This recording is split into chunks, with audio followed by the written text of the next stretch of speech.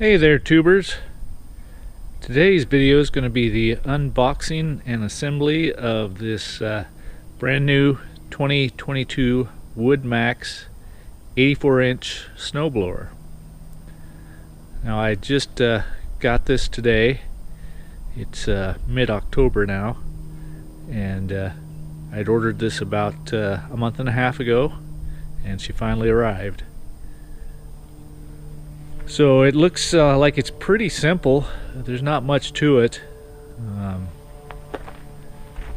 Just taking this metal framework apart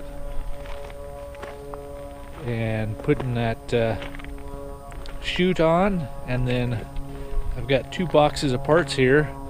One is a manual chute rotator deflector, and the other one's a hydraulic. Now I ordered the hydraulic with it, and kind of assumed that they probably wouldn't throw the manual one in, but they did. So that'll be nice in case for some reason I have problems with the hydraulic. I'll just throw this manual one on. But the company was only offering 2022 models for sale. They didn't have any 23 models, and it's almost 24 now, so I don't know if they're going to build a 23 model, whether they just got too much 22 stock and decided to wait till they got rid of that before they built any more. I'm not sure, but it looks like it's a pretty stout unit. From the rust, it looks like it has been sitting out since 2022. But I don't think that's going to hurt anything. It's going to sit outside anyway during the winter, pretty much all year. So that's not a big deal. But one reason I bought it is it is quick change compatible, which is nice. I've got quite a few implements that aren't, and they're a pain in the butt to get hooked up. So having another one that's quick change compatible is great in my book.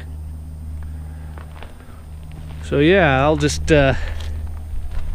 start taking stuff apart here and show you what I'm doing along the way. Let me get some wrenches and I'll get to it. Alright, so I got the framework apart, about a dozen bolts, and she comes right apart. So after I got that out, I started to notice, it's got some scratches and paint missing on it, which is not a big deal. Just the way they had stuff secured in there, it wasn't tight. Like those boxes, they rubbed the paint, which isn't horribly bad, but it's definitely going to rust now in these spots because it went down to bare metal.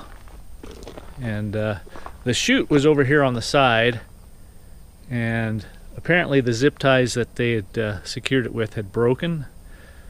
So that chute bounced around in there, took a fair amount of paint off, and so I'll have to get some paint and touch those up. One of the things that they did say was inspect it thoroughly before accepting it, but if it's only cosmetic issues, accept it and they'll send some paint. So I guess I'll be calling them and asking for some paint. It doesn't look like anything was majorly damaged. The chute there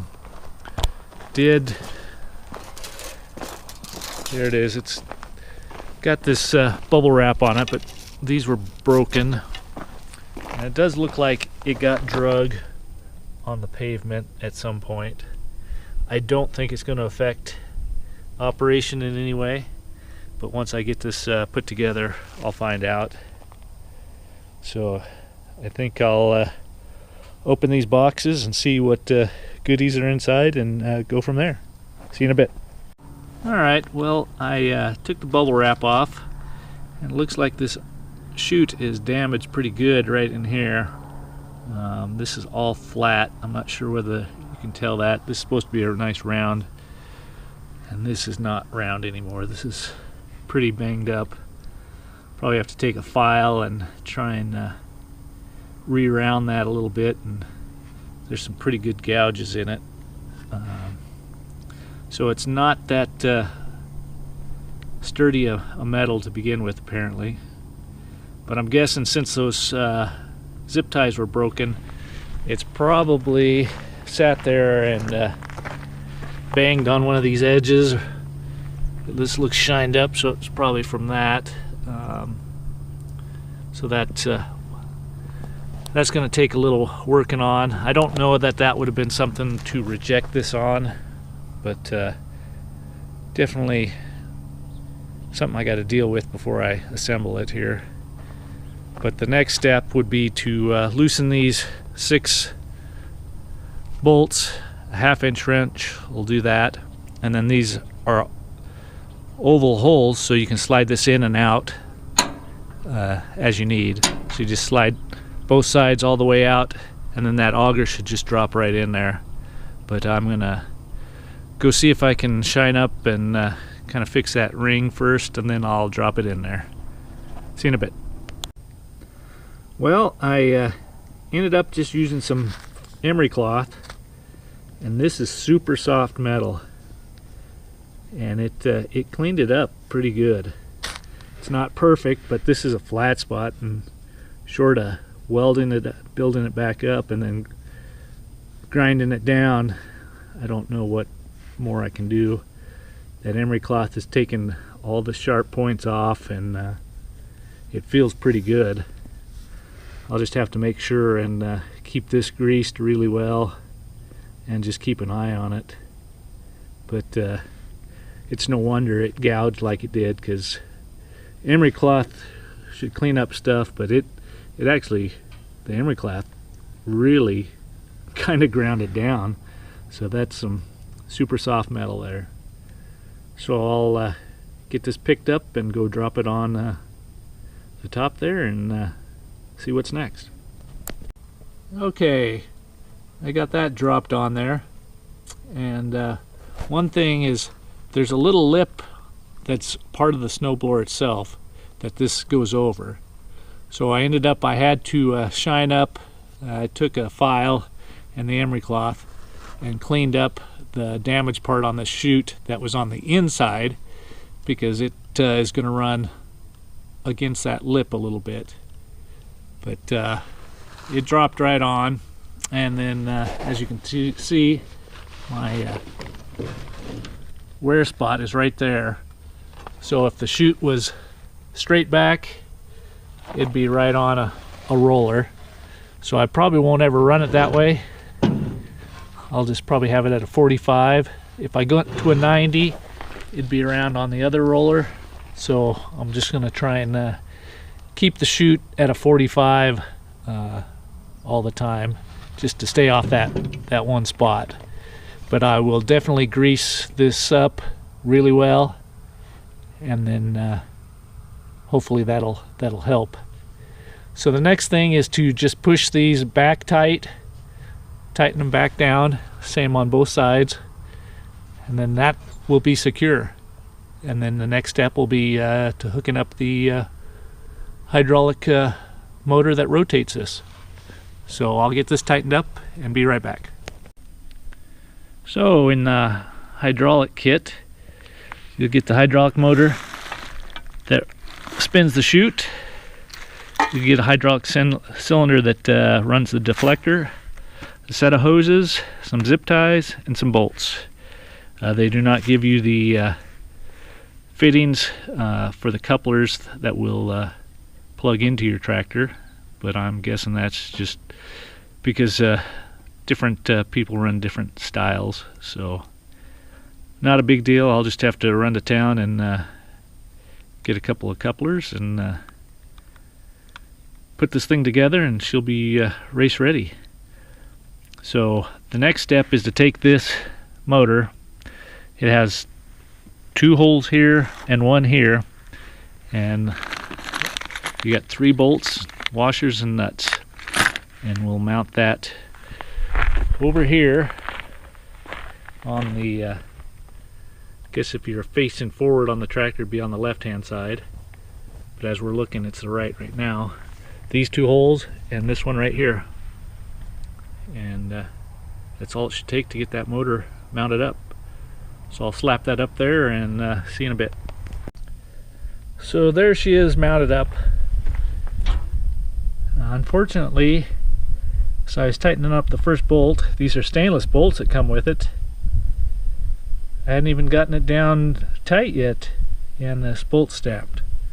So I just I don't have any metric bolts, which is what this is. So I just put one in there temporarily till I can get to town and buy a stainless metric. But washer on the bottom and the top, and I ran these bolts up because I didn't want this extra thread sticking down inside the area down here, catch on stuff. And then the third bolt goes right in there. This piece here is already threaded for it. It's got a lock washer and a washer, so that is something that I would probably check every time you go to use your snowblower, because if that works its way out, it's just going to fall straight down. Kind of the same with these. These are a 19 millimeter, and that one in there is an 18. So it's got standard and metric bolts on it. So I think the next step is to hook the hoses up here and here, and so I'll get right on that. Alright, I got those connected. That was super easy. They're tapered thread, so you don't need to put pipe tape on them or anything like that. 11/16 tighten those up, and then the next step is going to be to take this right here and install it right here. Now the way they want it is to where the cylinder itself is coming out the bottom, so that debris doesn't collect in there and damage the cylinder in any way. So they come with the bushings and the bolts. So I'll get that put right up in there, and I'll be right back with you. Alright, got that installed. So you can see there's a little bit of shipping damage on the paint there. It's just cosmetic. There's no dents or gouges in the cylinder.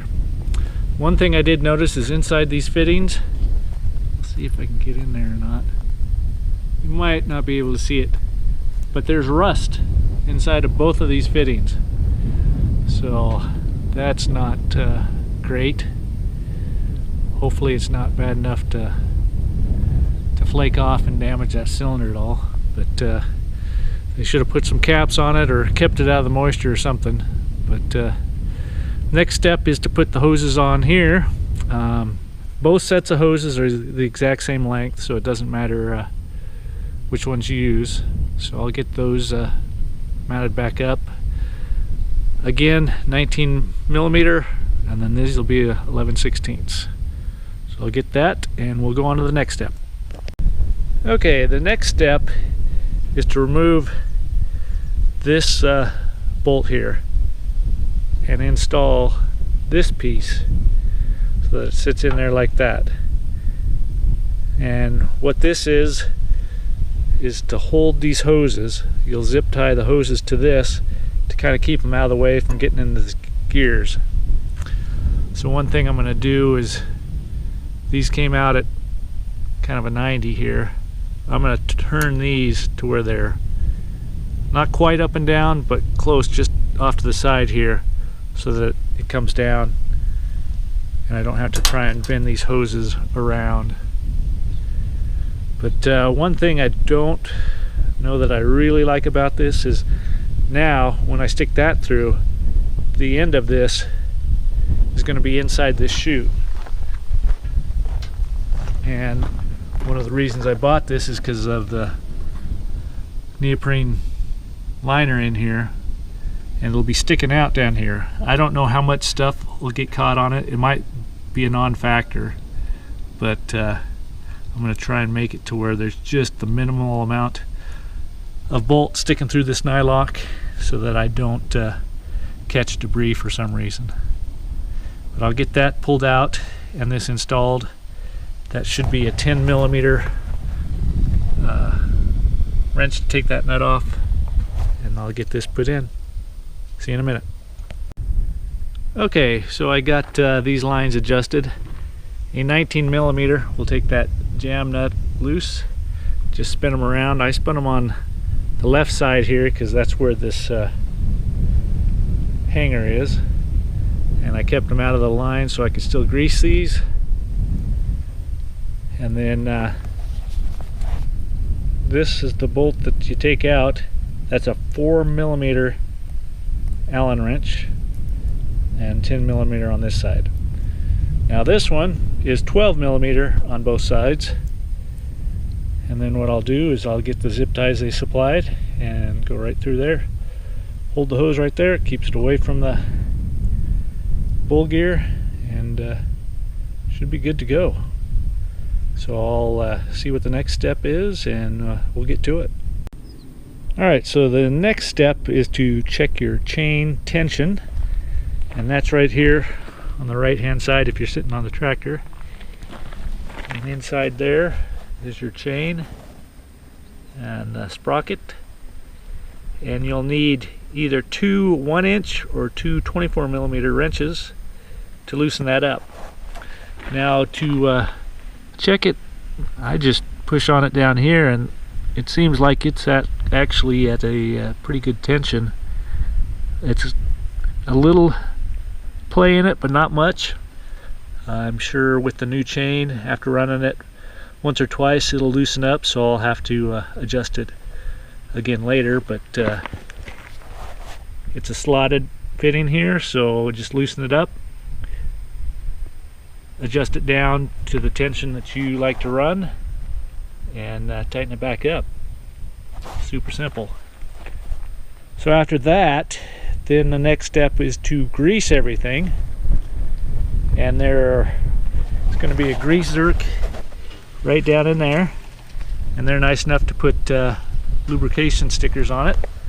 Got one on the outside, one on this side of the auger, and one on the other side, and that should be it. They'll also want you to lube this up. It doesn't really say how much. I'm going to put a fair amount on there simply because I've got that one bad spot on it. But I'll get that all lubed up, and then after that it'll be adding oil to our gearbox. They do not supply the oil. Their sticker here says use 80-90.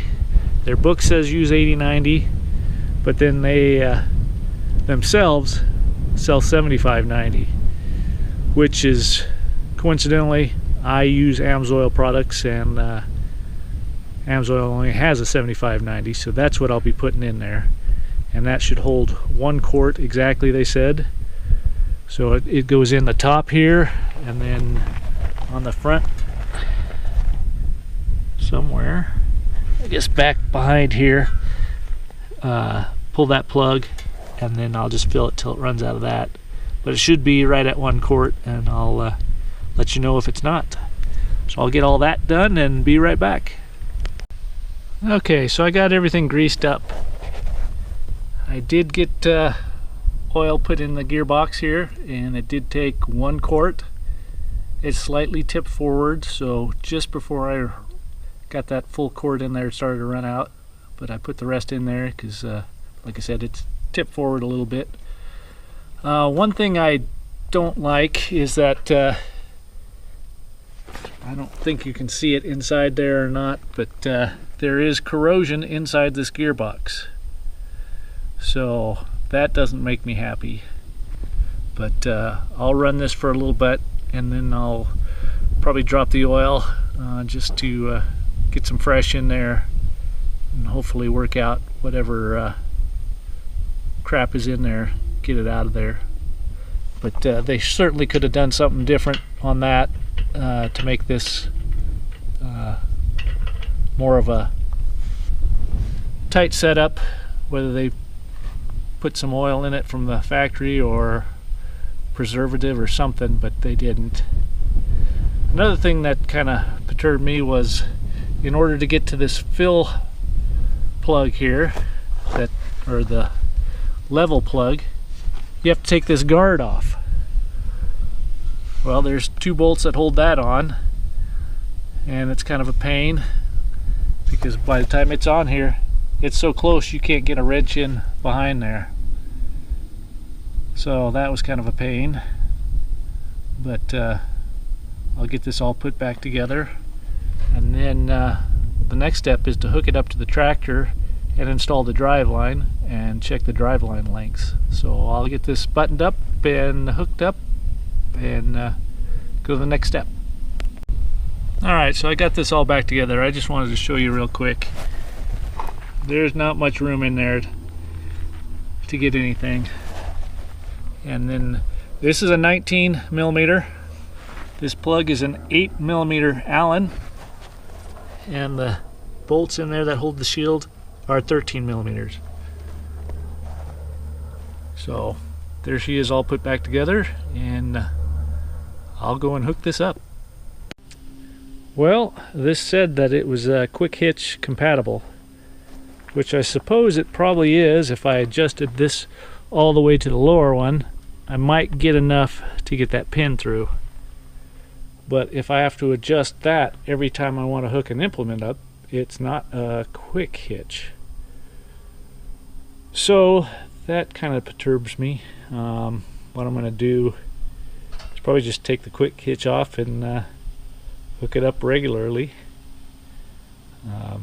All my other implements that are quick hitch compatible all use the same setting on this. I don't know why this one doesn't. So I guess I'll take that off and try and hook it up regular way.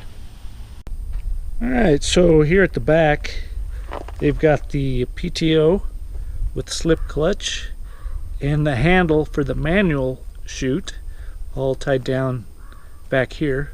So I'll get those zip ties cut, get that all pulled out, and we'll see what it looks like. Okay, so installing the drive line, I put the slip clutch in under this protective shield, and there's a pin that goes through. Hopefully you can see it there. It's got a threaded on one end and it's smooth on the other. So you slide that in till it gets to the groove in the PTO shaft, slide that through, and then a 19 millimeter will tighten that up. So I got that tightened down. You're definitely going to want to do this before you hook it up. The manual does not say that. It says to hook it up to the tractor first, but as big a pain in the butt this was, you'd be limited on room, so I'd definitely do it before I hooked it up. So I'll get this thing hooked up to the tractor, and we'll see how much we got to cut off that drive line, if any at all. So we'll be right back. Alright, so there she is, hooked up and running. One thing I'll have to keep an eye out for is this, because this could definitely hit that, so I'll have to try and keep it up to the side there. I didn't have to cut the drive line, which was nice. I've got about an inch, just shy of an inch there, and they call for just an inch of play, so I didn't have to cut it. And if I do get a quick hitch or decide to adjust my quick hitch to work with this, I'll need a longer drive line anyway, so I didn't really want to cut it to begin with.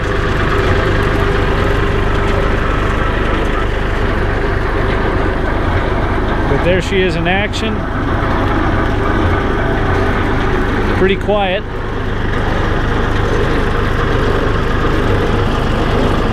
Down in there you'll see that there's some shear bolts there, and there's a shear bolt on the PTO under the tractor.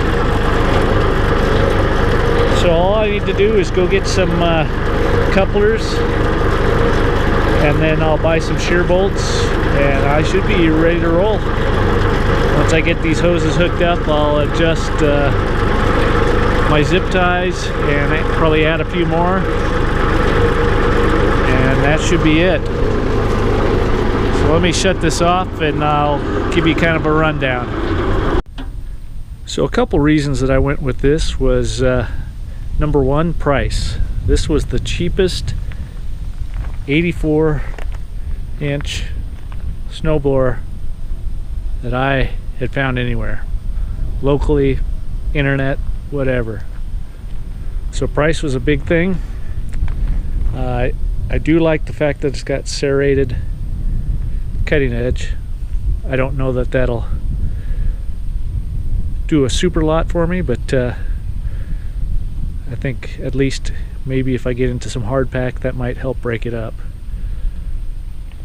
I like the fact that this thing had the option of hydraulic chute and deflector, and really it wasn't that bad a price to add on. I do like that it has the shear bolts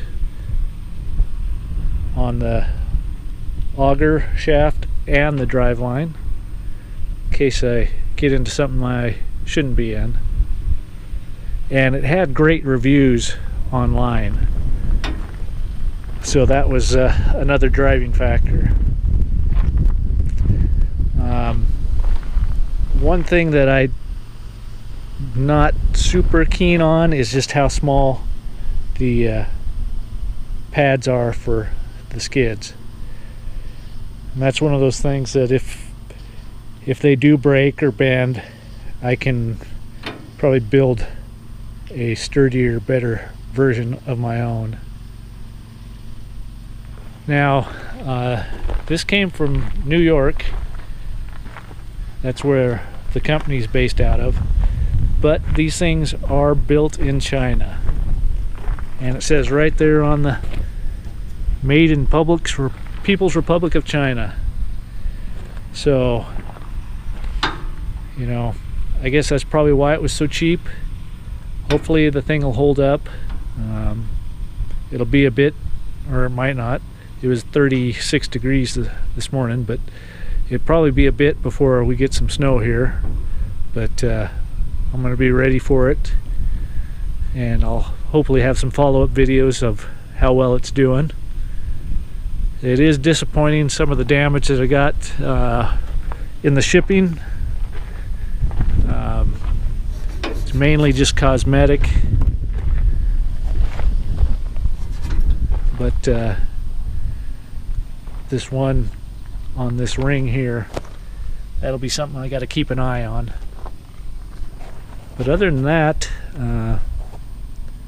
once I get the couplers, I'll add onto this video and show you everything in motion.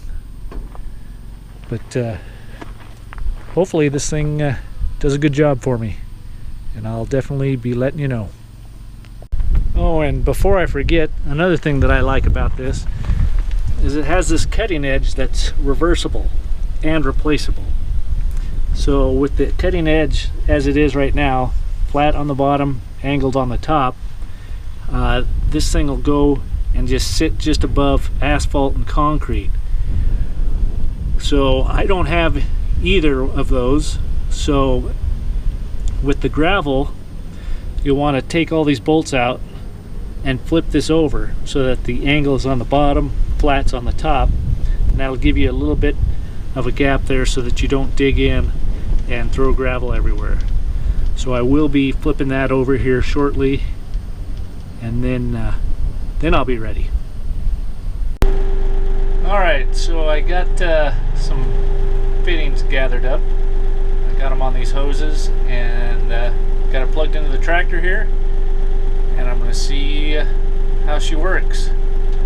I'm going to wait to spin this around to kind of see if I need to run these hoses differently.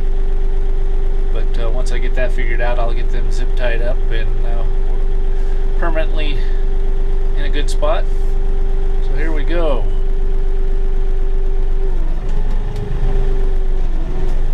Alright, so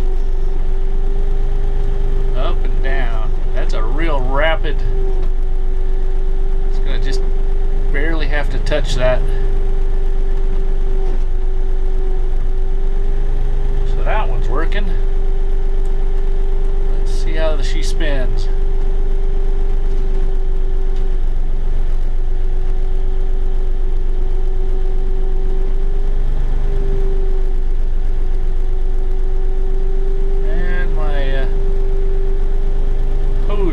there is already bent.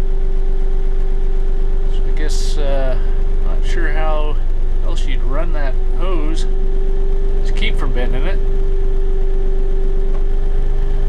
But this will run all the way around to where that thing points right into your rear window here. So you gotta kind of watch what you're doing with it. Make sure that you don't hurt your tractor.